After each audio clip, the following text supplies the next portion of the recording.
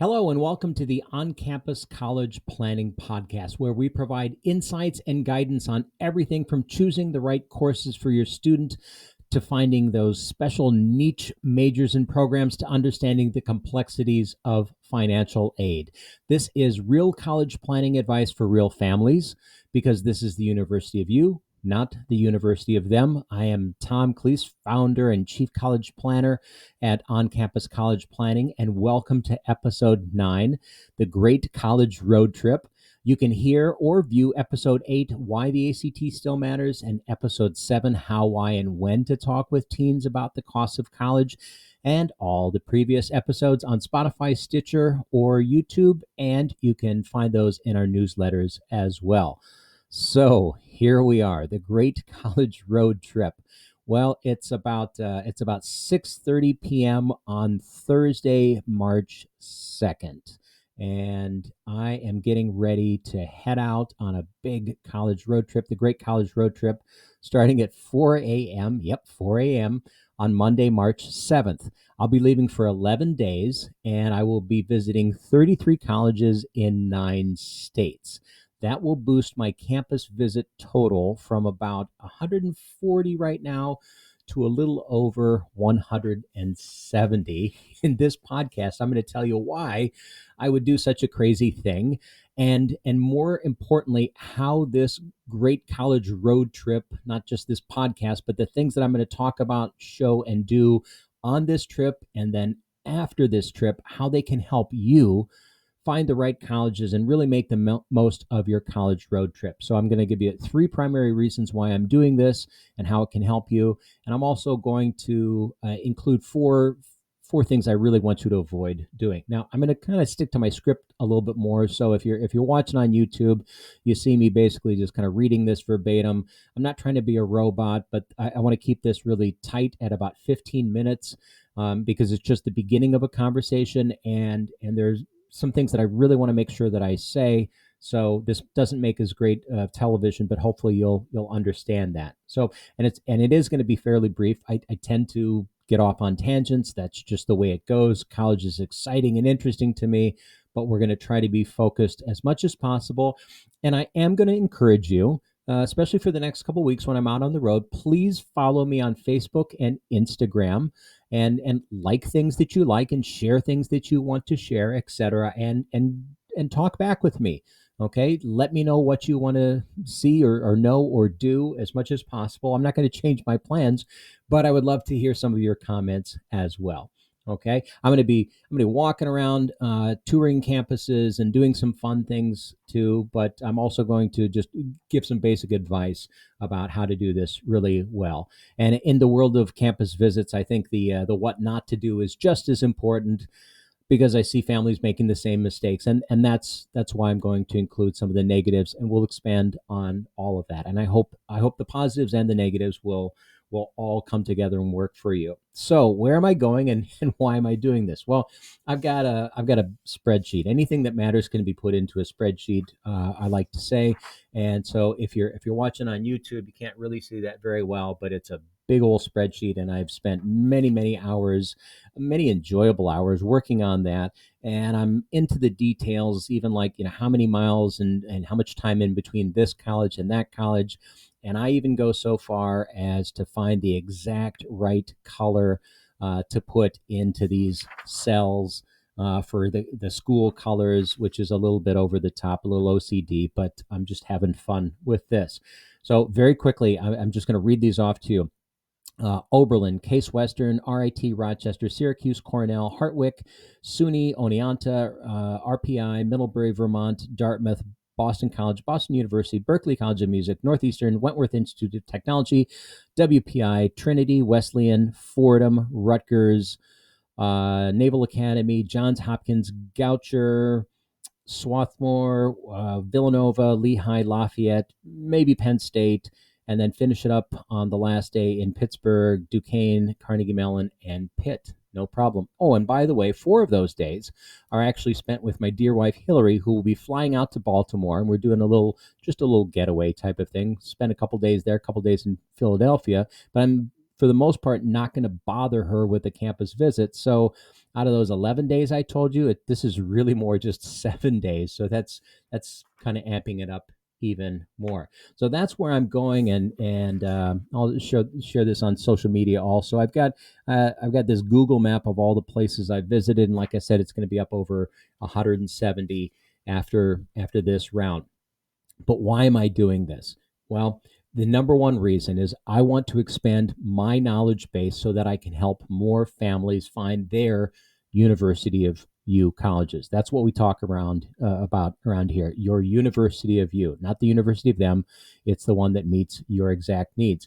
And many of you know me as the ACT guy. I'm working with one of your students right now, or I have in the past, or you've heard that that's what we do, and that's definitely what we do. But I also do a ton of work with students and parents building a great list of colleges based on their specific needs and criteria.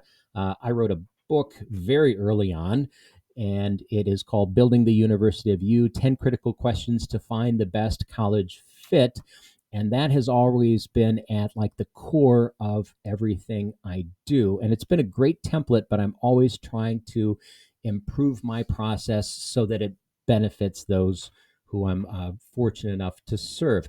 Just last night, I had a family come in. We had kind of a late night meeting, and I presented a list of colleges to this family, and I'm going to call this student Wayne because no person under 40 is named Wayne, so we'll protect his identity. But I had sent a narrative of here's why these colleges are on your list, and here's some data, and come in, and we're going to start kind of researching and expanding and exploring on these. And it included 6 colleges that I'm very familiar with, and a couple that he was familiar with as well. But then the others, there were a couple that Wayne and his parents had really never heard of. And Wayne was kind of stumbling with one of the names. It happened to be Rensselaer Polytechnic Institute, and that's why we just call it RPI. And I could tell him about what I knew from doing my research on their website, in different books, just kind of general knowledge about what people know about RPI and picking up on different sources. But what I couldn't do is I couldn't tell him what it's like to be standing in the campus quad. I'm assuming they have some sort of a green quad space. Or what it's like to walk a few blocks off campus to go to Big Apple Pizzeria, which looks pretty good, or if the Bard and Baker Board Game Cafe is where all the cool and nerdy STEM majors hang out and play, I don't know, Monopoly or D&D or something, or if you walk a little further down near the Hudson River, because this is in Troy, New York, upstate New York, but not too far. I wonder if the Dinosaur Barbecue is half as good as anything I've had in Memphis or Mississippi. Now, it's not just about eating things, but I want to experience those colleges, and I'm going to be there in a week. And then I can come back and I can talk to him about that. And I can say, well, here's what it's like there, and give him an even better picture of if that's a good fit or not. And oh, by the way, I have another student who actually is going to be touring there during spring break. So I'll come home and I'll be sort of scribbling down notes and passing them to that family as well, so that they can get the most out of their visit. This is all part of an ongoing research project which I started 14 years ago, before anybody was paying me to do anything. And I just knew that I needed to get myself onto campuses and start visiting and learning and talking to people and learning firsthand. So that's my number one reason why I'm going to the trouble and the expense, and not just kind of taking some time off after a busy season of my work year. I want to expand my knowledge base so that I can help more families like yours. The second reason is, while I'm doing this, I want to think more deeply about the process of visiting campuses within the larger process of finding, applying to, and ultimately selecting the right college for your kid. I want to evaluate the things that I tell people to do and not to do, and I'm going to tell you some of those things tonight. And I want to create better tools for them to use so that they can get the most out of each campus visit. Now, I had grand designs about updating all of our resources and tools and things like that, and I just haven't. So I'm going to have to stick with what I have, which I think are really good. I'll give them an A minus, right? But we want to boost them up to an A or an A plus. So I'm going to be doing some revisions and maybe even posting some of those revisions on social media as we go. And an example of that is like just a little one-page sheet that has some good questions and some just some spaces and areas where it's really easy to take notes after you've done the campus tour and maybe the info session, and you're sitting down for lunch, and it's a great way to document a little bit of what you saw while it's fresh in your mind. And I'll actually do some of those during this trip, and I'll kind of show you the types of things that I record and why it's so valuable to document your experience while it's still fresh in your mind. Because trust me, with 33 colleges, they're all going to blend together if I don't take the time to do something like that. So that's an example of what I mean by like different tools and resources that I can show you how to use to do this better.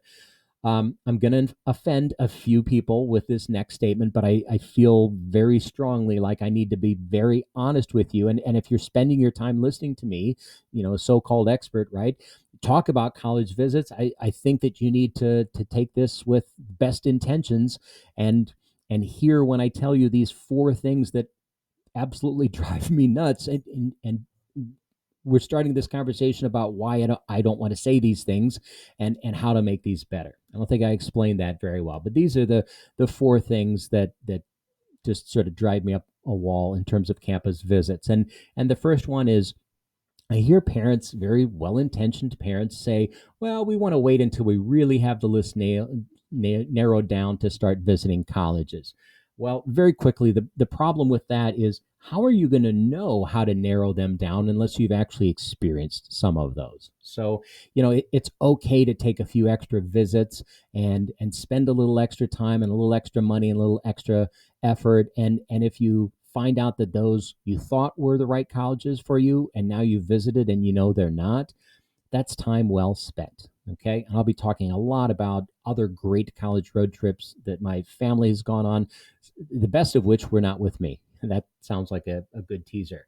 Another thing, we're just too busy right now. Yep. You know what? Everyone's got a busy life, but the things that matter the most, we all find time for. And if your schedule is clogged up with things that you think are important, then I can't argue with you about that. But I'm just going to go out on a limb, and I'm going to suggest that maybe your student athlete would be okay if they missed a club volleyball tournament, or a soccer ID camp, or they missed their shift at the Culvers or something like that, to go visit some college campuses, or even skipped a day of school, right? And I think you get some days off from school to go visit campus visits, and I'll bet that most students don't use them. The third thing is, when I hear people talk about, oh, Justin just knew when he walked onto campus that this was the right one for them, and there's a great feeling when you find the right one, but maybe you need to take that with a grain of salt. And we'll talk about the importance of first impressions, but how those can also be misleading. That's a topic that I really want to address. And then the last one, and I've seen this a lot, because not all of these 140, soon to be 170 campus visits were the formal tours where you sign up for them. In fact, I'm only really doing one of those in this round of visits. So I'm doing these self-guided tours and doing my own research, etc., partly just for expedience. There's no way that I can be visiting as many per day if I was doing 2+ hours with a tour guide walking around. But I've seen this happen so many times. You've got somebody elbowing their dad, a teen elbowing dad, saying, Dad, don't embarrass me by asking a lot of questions on the tour. Well, why did we come here if not to learn and to ask questions? So, and I'll give you some examples of the best questions. I've got this little thing about the 3 best questions to ask and how to talk to 10 people and get a great sample survey, etc. So those are things that we want to avoid. And I'll go into more of all of those. And it might seem really obvious at this point, but the best way to evaluate a college is to be there, and you have to do your homework ahead of time. You can't just jump on a plane and fly somewhere.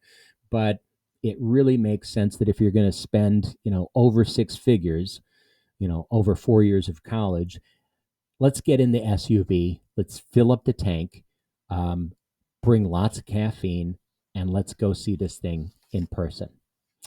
My business is called OnCampus, and that's not a coincidence, by the way.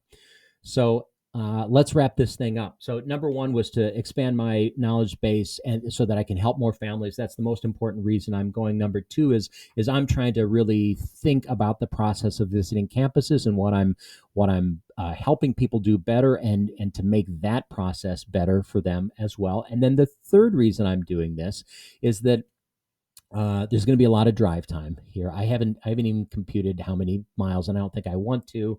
All these colleges are, Pennsylvania, New York, Massachusetts, Maryland, that type of stuff. So they're not close, but that's okay.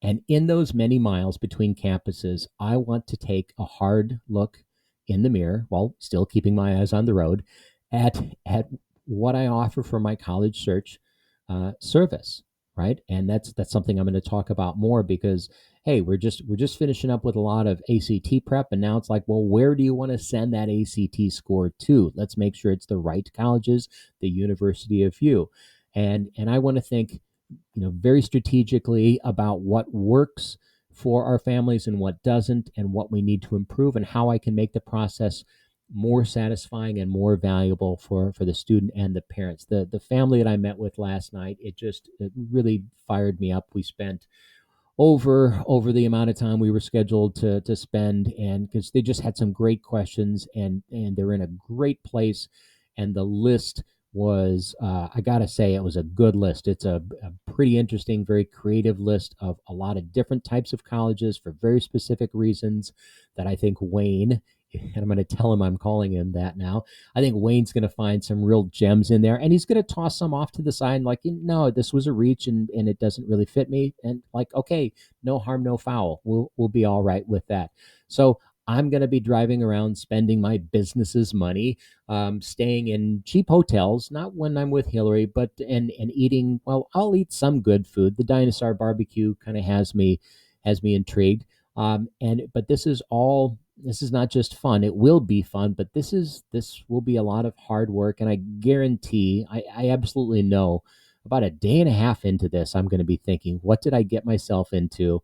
And what would it take for me just to turn around the vehicle and drive home? But I'm not going to do it. I'm committed to this. So, couple of things. I really would like you to check in with me on Facebook or Instagram in the next couple of weeks. Okay, just look for On-Campus College Planning, and then, while we're thinking about what lies ahead, we're kind of at a turning point. We're at the beginning of March. It's going to start to warm up. You can already feel it a little bit. NCAA tournaments coming up, state, tournaments, those are coming up. That's exciting time. But let's start planning a little bit. And why don't you jump onto my homepage, oncampuscollegeplanning.com.